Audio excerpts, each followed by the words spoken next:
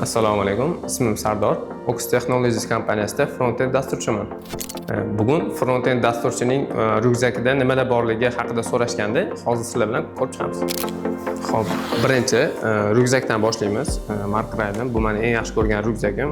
Dasturchilar bilishadi. Dasturchilar uchun juda ham qulay bo'lgan ryukzaklardan bittasi. Birinchisi va eng asosiysi bo'lgan bu meni MacBook'im. 2021-yildan beri men MacBook ishlataman. Bu modelni olganimga 3 oy bo'ldi. Tezlik jihatidan loyihalarimda juda ham katta yordam beryapti menga. Keyingisi bu MacBook'ga zaryadchi kabellari yonimda yuradi har doim. Keyingisi AirPods bu meni har doim yonimda yuradi. Xo'p, keyingisi kitob. Bu kitobni ishdan dam olgan paytimda miyani ozgina chalg'itish uchun yonimda olib yuraman, lekin hali o'qishga deyarli vaqtim bo'lgani yo'q. Keyingisi ryukzakni kashlogi. Men bunda plastik karta va shunga o'xshash narsalarimni olib yuraman.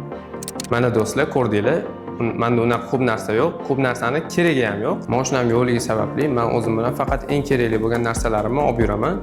Dasturchiga o'zi faqat eng keraklisi kompyuter. Xudo xohlasa, mashina olsam, balki men ham sumkamni to'ldirib yurarman. Unda yana boshqa obzor qilamiz. Hammaga rahmat, sog' bo'linglar.